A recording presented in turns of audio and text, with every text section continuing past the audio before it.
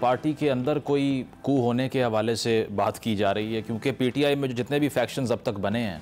چاہے وہ پختونخوا کی طرف سے ہوں یا دیگر ہوں، اس مرتبہ کہا یہ جا رہا ہے کہ جس طرح کل رات کی جو ملاقات تھی اڈیالہ جیل میں، اس میں بیرسٹر گوہر کو ایک ویڈیو پیغام ریکارڈ کروا کے دیا جاتا ہے، جس میں بتایا یہ جاتا ہے کہ بشرا بی بی صاحبہ یا گنڈا پور صاحب ہوں اور کارکنان کے لیے،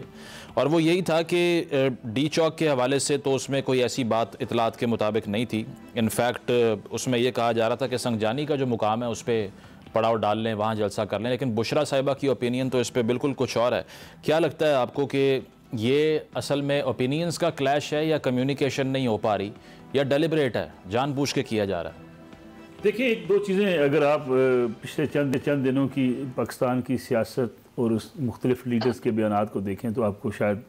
کچھ چیزیں سمجھنے میں ہمارے لیے آسانی ہو جائے۔ فواد چوہدری صاحب ایک بات مسلسل کہتے چلے آ رہے ہیں کہ پاکستان تحریک انصاف کی جو لیڈرشپ ہے وہ ان کی اہلیہ بشرا بی بی جو ہے وہ سابق خاتون اول ہو سکتی ہیں۔ اچھا، اور پچھلے 2-3 روز سے آپ دیکھ رہے ہیں کہ جس طریقے سے بشرا بی بی نے پشاور سے کنٹرول سنبھال لیا، ایک موقع پہ تو علی امین گنڈا پور صاحب بھی سائیڈ لائن ہو گئے،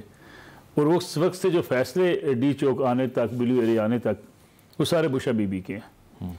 آپ کو کہیں بیرسٹر گوہر کا فیصلہ کوئی نظر نہیں آ رہا، جو ملاقات ہوئی اس کے بعد کیا انہوں نے طے کیا وہ چیزیں نظر نہیں آ رہی۔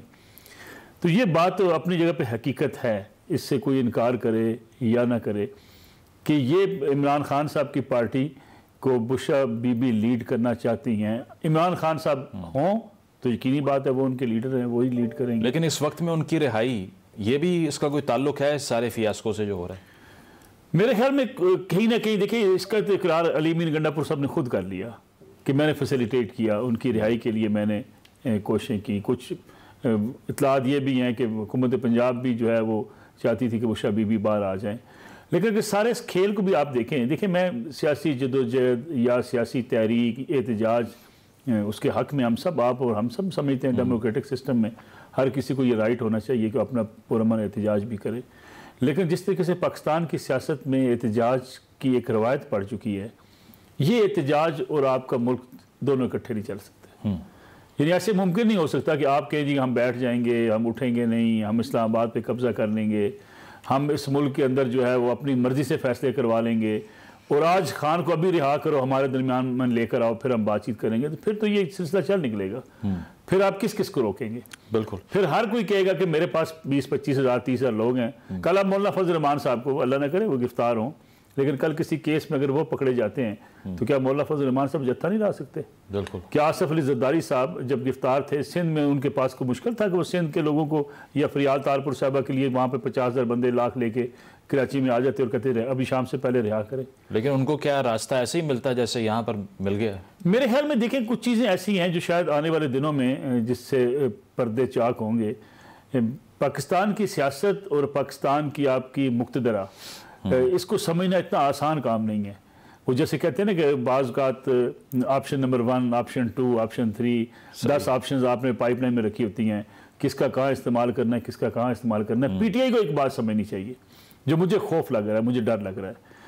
پی ٹی آئی کو یہ بات سمجھنی چاہیے کہ اسے ایک سیاسی جماعت رہنا چاہیے۔ اگر وہ سیاسی جماعت نہ رہی، بے شک وہ ڈی چوک پہنچ جائے، ڈی چوک سے آگے پارلیمنٹ ہاؤس چلی جائے، وہ جواز فراہم کر دے گی کہ پھر ان کے خلاف کوئی اگر کارروائی ہوتی ہے تو لوگ کہیں گے یہ درست کارروائی ہوئی ہے۔ ٹھیک، یہ جواز مولانا صوفی محمد صاحب نے فراہم کیا تھا، بڑے پاپولر تھے وہ بھی،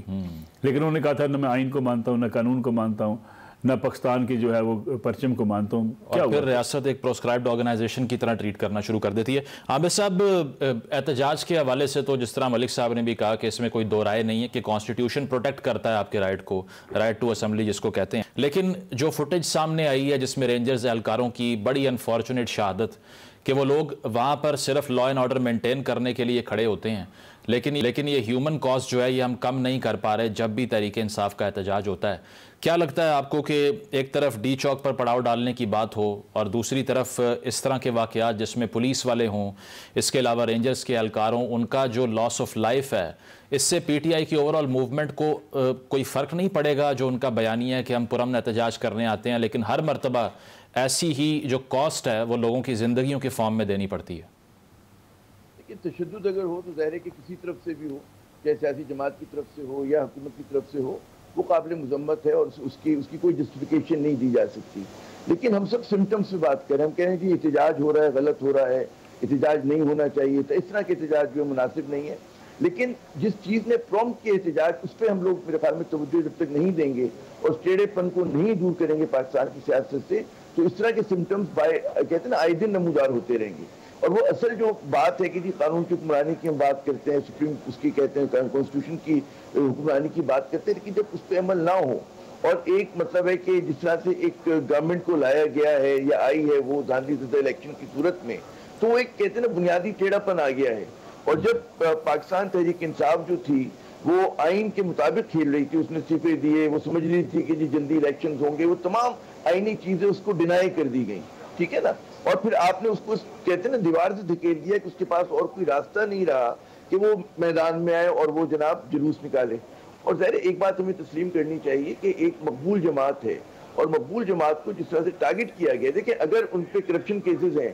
تو بہت اچھی بات ہے کہ وہ ٹرائل ہو, لیکن ان سے بڑے کرپشن کیسز ان لوگوں پر ہیں جو آج حکومت میں ہیں. تو لوگ اس تضاد کو ہضم نہیں کر پا رہے ہیں. جب تک آپ اس تضاد کو دور نہیں کریں گے, یعنی کرپشن کی ہے تو پھر سب نے کی ہے, تو وہ لوگ پھر کیوں اقتدار میں ہیں, ان پہ سے کیسز کیوں ختم ہو گئے, ایئرپورٹ کے اوپر کیوں ان کو مطلب ہے کہ سائنز ان کے ہو گئے, اور ان کی ہر چیز جو تھی فیسیلیٹیٹ کر دی گئی. تو یہ آدمیوں کو نظر آ رہے ہیں, وہ لوگ کہ جو نیوٹرل ہیں, جو پی ٹی آئی کے ہمدرد نہیں ہیں, وہ بھی یہ بات دیکھ رہے ہیں. تو آپ جب تک آپ سانس لینے کی جگہ نہیں دیں گے, اور دیکھیں بڑی میچور بات کی ابھی جو تھوڑا سا یہ لوگ پیش قدمی کی انہوں نے اسلام آباد کی حدود میں داخل ہوا, اور بالکل مرکزی اسلام آباد میں ہے کہ جہاں پر پاک فوج کے جوان کھڑے تھے, تو انہوں نے ایشور کیا کہ کوئی تشدد واقع نہ ہو. ٹھیک ہے پنجاب پولیس کی طرف سے ہو رہا ہے یا